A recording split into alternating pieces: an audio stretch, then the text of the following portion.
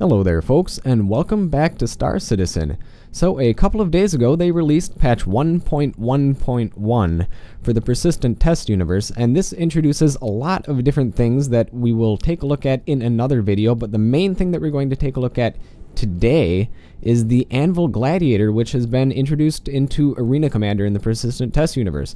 So not only has it been introduced into the game, however the gunner seat has been introduced into the game as well as the gunner seat for the Hornet and for the Cutlass. The Super Hornet, rather, because the other Hornets don't have a second seat. So, we are going to take a look at this in a little bit of a free flight mode, and then we're going to take a look at it in a Vandal Swarm to show you how it stands up to the rigors of combat. So, see you guys there. Alright, so here we are in Arena Commander flying the Anvil Gladiator, and as you can see, it's a decently quick ship for being a dive bomber, well, a torpedo bomber rather. It's modeled after or inspired by a dive bomber, but it's actually decently quick. It has a top speed of 190. It's actually quite maneuverable as well for something that has size 5 torpedoes in it, and as you will see in the Vandal Swarm, it can actually take quite the beating as well. However, it does have a lot of momentum, so it does have a little bit of an issue completely changing directions. However, pointing in different directions to point your guns at something is very, very easy to do. And as you can see at the top of the screen, you can see those two guns. Those are the guns from the turret. And let me slow down here a bit. And once we slow down, I'm going to show you something cool that you can do. If you press the, I believe it's the greater than sign, you can actually control the turret. And it points, generally speaking, behind you. So here we are, we're pointing the turret wherever we want to. So, as you can see, this is actually directly behind us. And our turret is being controlled by us via mouse button when we press the, actually believe it's the, yeah, it's the greater than sign. Alright, and that is a cool little thing that you can do that I haven't actually seen anybody else futz with before, so I thought I'd just mention that to you. And also as you saw right there, the turret move back to its neutral position after I stop pressing that button. So if I go like this and go like this, you'll see the gun turret moves back to its neutral position. So that's one way in the middle of combat. If you don't have a gunner, you can actually control the ball turret up top. Another thing that you can do is, if we disengage the flight mode that we have right now, we can actually use the turret as a computerized gimbaled turret. So we have bulldog repeaters on it right now. That's about as big as you can get. I think size 1 is the largest you can go on the ball turret, but there are 2 of them, so that's not a bad thing. And right now we have Badger repeaters, which are size 2 weapons. You can fit size 2 weapons on the underwing mounts. Standardly comes with the bearing weapons, but the Badgers are just a little bit better, so we put those on. Alright, I think that's enough of showing you around the ship, so let's actually get into the ball turret and show you how that works. So let's find a place to dock. Landing mode engaged. Alright, well, let's slow down way too fast. Landing request approved. Way too fast. There we go.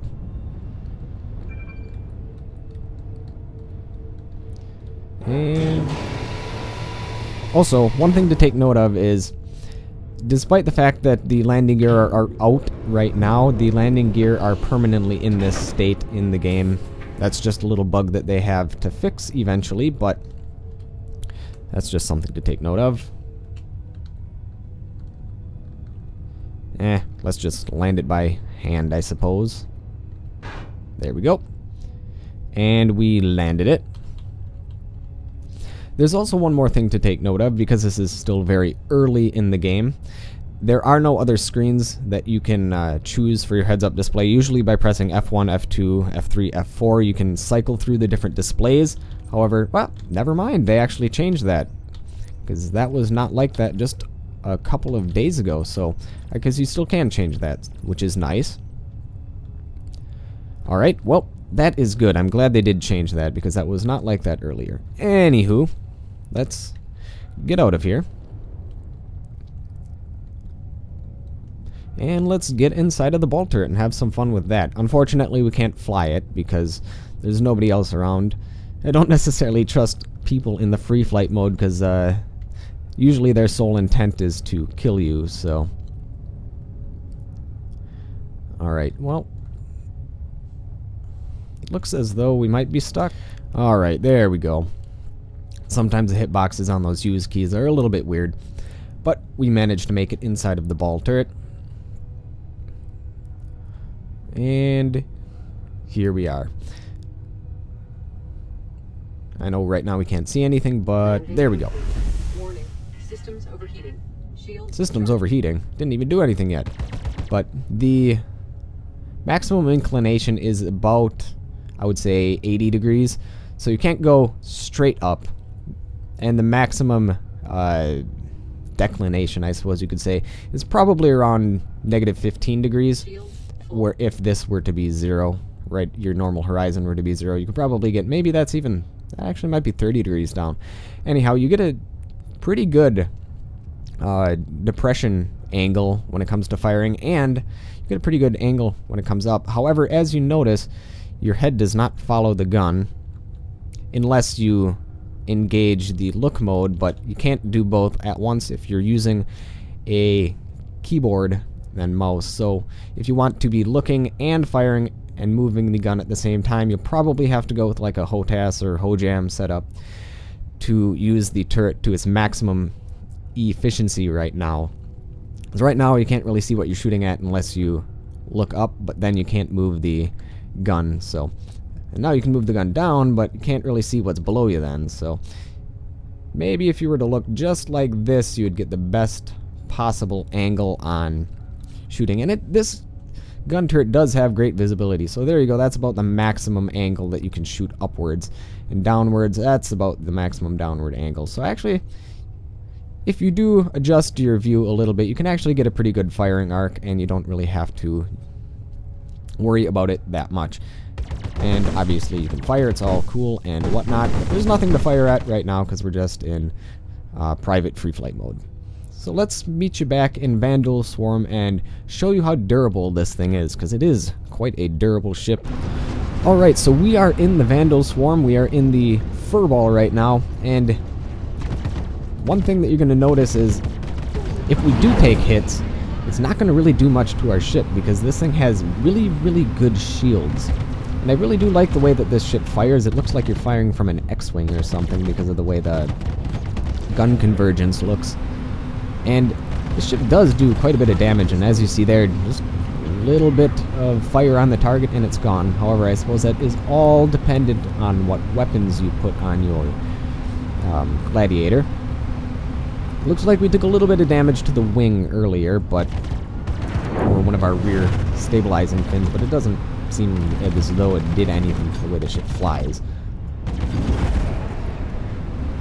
And one thing that you do have to watch out for, because this is a heavier ship, it's carrying heavier torpedoes, it does not change direction as quickly as, say, a Hornet would.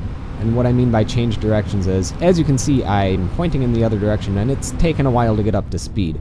Whereas something like a Hornet 300 or 325A, and any of the other lighter fighters, especially like the Gladius, it'll change direction and be going in a different direction almost as soon as you point yourself there, but not this one. It keeps its momentum fairly well. So you have to think about that when, say, you're heading towards these asteroids. I'll probably want to turn now because it's going to take a while before I start moving in the other direction.